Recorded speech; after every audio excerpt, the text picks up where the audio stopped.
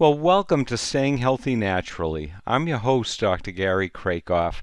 I'm a pharmacist at Johnson Compounding and Wellness in Waltham and have a degree in naturopathic medicine. And I'm very excited to have Callie joining us today. Callie Patrick is a sleep wellness coach who helps stressed out, busy professionals learn how to sleep better. And Callie, welcome and thanks for joining us today. Well, thanks for having me, Gary. Oh, it's my pleasure. First off, one of the things that I feel is very important and we stress over at the Wellness Center is how important sleep and quality sleep is. When we sleep, we recharge our adrenals. It's when our liver does most of its detoxing. And another real important thing is it's when the body repairs, even just from normal wear and tear of everyday life, but from any damage that's been done to our system.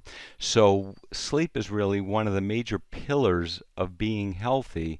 And nowadays, I think it's probably one of the biggest categories we have people coming in to the Wellness Center or calling is they're not sleeping well, they're anxious, they're stressed, and it seems to snowball. The more stressed you are, the worse you sleep. The worse you sleep, you can't deal with stress the next day. So I guess where we want to start is what is a sleep wellness coach? Right. Well, as you mentioned, I work primarily with stressed out, busy professionals. So people who have trouble falling asleep at night, they have trouble staying asleep. So people who wake up at, the famous hour of 3 a.m. Wonderful time. and they are, oh yes, it is. And they're thinking, they're strategizing, they're planning, they're continuing to work. Perhaps they're continuing or they're worrying. So those are people that I tend to work with. There are also people who, might have tendencies toward, what we call type A, perfectionist, people who have a lot of responsibilities. And so what I do is depending on the nature of their expressed problem. So for example, if they're having trouble falling asleep or staying asleep, or perhaps if they're having trouble with energy that sustains them throughout their busy day, then we really take a look at what's happening in their life from all different perspectives, right? Where are their stressors? What are their obligations, their responsibilities? What pressure are they putting on themselves, right? And Life then in like any, general. yeah, and like any good coach would do, we create a vision. What is the ideal state? Where are we today? And we work together to move from the current state to the ideal state with small, very practical, actionable steps that get them to where they want to go. Well, that sounds great, and it sounds like it's a great fit to the flip side of it, which is what we do at the Wellness Center. A lot of people, where they're getting referred by their doctors or they get to us and they're exhausted and their adrenals are, it's like a battery, it's just run down, they're not sleeping, they're not getting recharged. And this, I think, is very, very important for the listeners to hear what you do, because what taking supplements very can be very, very important and very helpful, but it's not the final answer, because the lack of the supplements isn't why you're not sleeping well. It's your diet, your lifestyle, the way you handle pressures, the way you let things build up. And so I think when necessary, a combination of the two would probably get people back into balance, back to baseline, and sailing off into the sunset a lot quicker and easier. And it's never one thing is the sure fix. Absolutely. So, I'm not sure where you began your journey, but a lot of people's journeys are very, very interesting. Where did you start, and how did you wind up doing this? Yes, that's a question I love answering. So up until about 2011, I was happily working as a manager in the software industry. No And stress there. yeah, and so designing software ideally in a way that allowed people to use it intuitively without wanting to throw their laptop out the window because it was confusing or difficult. And somewhere along that profession, I started suffering from what we now diagnose as burnout. Right. So from the stress, a lot of long hours, a Yes. lot of just obligations and responsibilities that weren't realistic, and I was personally having trouble setting boundaries. I had a wonderful schedule where I said, okay, I'm going to take my lunch break from 12 to 1 every day, and I'm going to do something for myself. And how did And that then work out?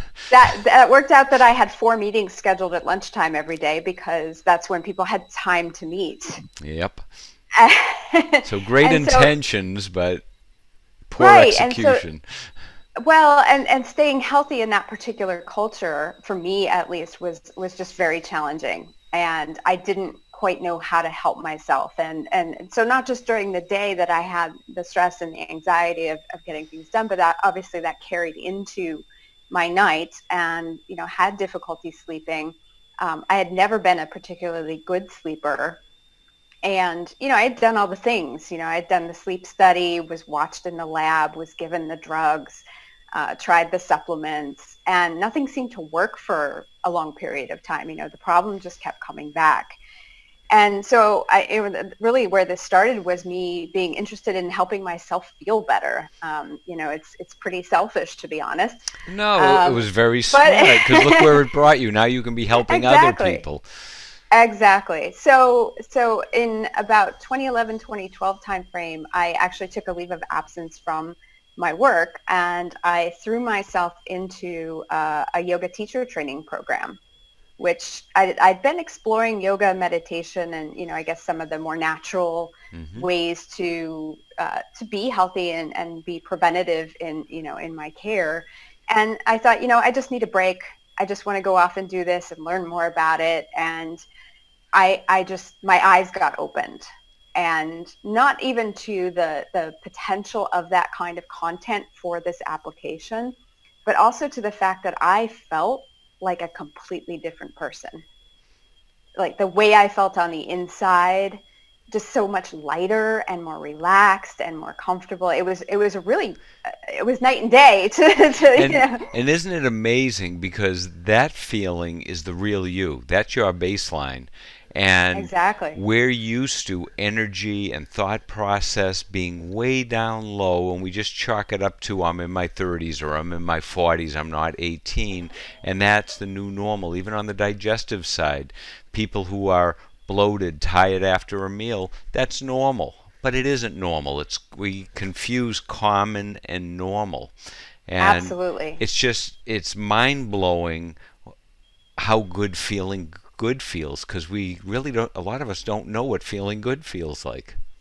Absolutely. And when I work with people one-on-one, part of what we do is we generally speaking move them from that point of exhaustion to a point of, okay, now I'm not exhausted. But and then people think, oh, well, I'm done. That's just the But beginning. that's just the beginning. Now you're at a good baseline where we can start moving you to feeling vital and really powerful and good, and having the extra energy. We call it extra energy, right? But to do all those things that feel important that one couldn't do before. Okay, and so now you're here. I mentioned before we started recording, it was very interesting in the papers today and on TV and the news.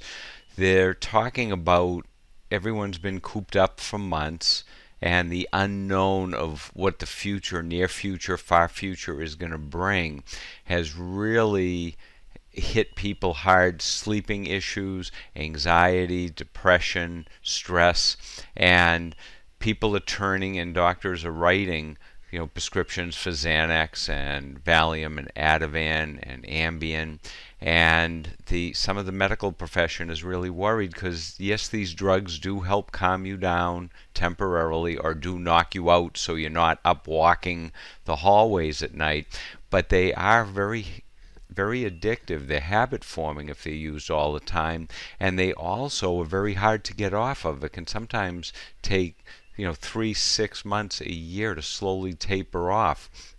So that's why I'm glad we scheduled this, because I think a lot of people with stress building up, there's a lot they can do without pharmaceuticals. And thank God we have them. Sometimes they're needed, but they're not the answer. They're just a very effective band-aid. So who do you typically work with? Is it just the type A vice president of an international corporation, or is it some of us little people? Oh, of course. Yes. I mean, the age range is around, the Gen X kind of demographic. Yeah. I don't, I of course, I have people who are active agers. I also have people who are younger than that. I don't work with teens or children or with the elderly because, as you probably know, there's different reasons why sleep or energy might be an issue at that point in their life. Okay. So I do work much more with the stress, the anxiety, with the mental barriers to sleeping. So, And I go go ahead. No, you go. ahead. I love that you mentioned about the medications, right? And these being useful as a temporary get me over the hurdle of, Yep. hey, I'm just really exhausted. The next day I can't function well. I'm depleted. I can't get myself out of the hole, right? These are really good uses for the prescriptions and even sometimes the supplements, but they're not intended, as you say, to be long term. Or the Um, final answer. They're just can be a absolutely. part of the solution. And it's a little scary to me because even before the pandemic, and I do think it's getting worse with, all the things that we're dealing with right now. But, I look on social media and see people, with the threads of I'm having trouble sleeping well. And I'm in this one insomnia group and some people are on 15 different, it's like a cocktail of help me sleep. Yeah. And to me, that's absolutely terrifying because they're still saying, hey, I'm not That's sleeping. right. And what else can I add or what can I tweak or change? Instead And of how is this working for me, and maybe I need to go down a different road. exactly, But exactly. And also, I think part of the problem is people, the information isn't readily available. They don't know that there are other avenues. right. And there are things that, and part of the way I work with people, there are things that people can do within 5 minutes, within 15 minutes to, bring down their nervous system, right? To bring it into that rest and relaxation response that they don't take hours. People don't need to, as great as exercising and running for an hour is, or, doing an hour yoga class is for your system. It doesn't need to take that long, Yep. but we can support the ebbs and flows of energy throughout the day without and substances meaning also caffeine and sugar and Yeah. we didn't talk too much about those, but there are things that are quick. I think the problem is we're looking for quick, and the pill is the Quick. quick, but Now, there are other quick things. things. Well, just simple things like going way, way back. You always heard when someone's real upset and they're gonna blow up or say something. Someone says, "Okay, let's do 3 deep, slow breaths." Now we have the science behind that. Biochemically in the body, taking a deep breath in through the nose, holding it, and out slowly through the mouth. 3 breaths like that change the acidity in the body. It helps you alkalinize. It changes the CO2 and oxygen levels. It calms Absolutely. the adrenals down. It helps reset the pituitary, which controls all the different hormones. And that's something, if you're in a boardroom, if you're on a Zoom call, if you're with your kids at home, that's something that you can do without even telling anyone you're doing it. We should be breathing, and I know you work a lot with the shallow breaths and the deep breaths. We should be like a little kid. When they breathe, their belly goes out. And because it's a deep breath, we're worried about how's my stomach going to look, so I'll take shallow breaths. Can you talk for a minute about breathing? I can say a couple things about it. And the first thing I'll say about it is that the breathing techniques that, a lot of these come from yogic traditions, they become much more mainstream. And I think part of that is that we're seeing, the science now backing them up. But I think with a lot of people, they try something and it doesn't work for them. So for example, the 4-7-8 breath is very popular right now. breathe in for 4, hold for 7, breathe out for 8, right? Or Yep. maybe it's the other way around. I You don't even just do do this it. breath. Yeah. Um, well, but for many people, getting to a breath of 4-4 is very challenging. Yeah. And so, they might see this recommended, And they they'll do a can't do Google it. search and they can't do it. And they say, well, it doesn't work. I can't do it. Or it just feels awful. And of course it does, because if you've been training yourself with stress and anxiety into a short, shallow breath or holding your breath throughout the day, then making that leap to a 7 or 8 count breath, that is a huge, remember I talked about moving people from where they are to where they want to go. Baby That's a steps. that's a huge gap. And there's ways to do that incrementally that don't feel awful, Yep. right? That are doable. And so that's one thing I'll say about the breath there. And, it's so important, I think, for feelings of daytime energy, right? And I talk a little bit about this in the webinar that I give on the lifestyle habits, wrecking your sleep, right? I talk about improper breathing as one of those things. And so when we're trained in that short, shallow breath throughout the day, that's not a relaxing, restful breath. And that carries into our night, And right? it disrupts everything, because if you're not oxygenating properly and getting rid of carbon dioxide properly, a lot of metabolic processes in the body can't function normally, which then stresses the whole system and makes you go backwards. And so simple things Right. like breathing, you mentioned the eating. When we get stressed, we want the comfort foods. The body needs blood sugars going up and down, so we go for the simple carbs, the sugars, the caffeine, which at the moment make you feel better, but 15, 20 minutes later you drop back down to probably lower than you were before, so you're seesawing. So how do I stop doing this? And that's where people need the plan. So I'm going to put you on the spot. For all the people who are listening that are having trouble sleeping, what's your number one tip? So my number one tip is to actually stop. A lot of people are very focused on what can I do before bed? What's the sleep hygiene? What's the bedtime ritual? And that's all great. I don't want to dismiss that. That It's if important. it's important, but we're very focused on that. And I see a lot of people, both online and the people who come to me, say, I've done all the things. I still have a problem and I can't figure out why. And so my number one tip for people is to recognize that their daytime activities and what they're doing and how they're doing it really do have an impact on the night. And Absolutely. so the root causes of the nighttime problems are often, there's clues that are available throughout the day. And so part of what I do as a sleep wellness coach is actually, help people look at their day and see, oh, this might be impacting my ability to fall asleep, my ability to stay asleep. And then how do I make those changes during the day? And like you said, it could be breathing patterns, it could be food choices, it can be how much energy I'm taking in terms of information content that's available now, how much news am I reading, how am I dealing with family that I'm Yep. trapped with or worried about, right? So it's a lot of different things in combination. And so the looking at the day, right, instead of waking up at 3 a.m. and going, how am I ever going to get through the day, right? I want people to look at the clock at 3 p.m. and go, what have I done today that's going to help me sleep tonight? Yep. Absolutely. We talk to people about that all the time. It's not the 11 o'clock, what did I do at 10 o'clock?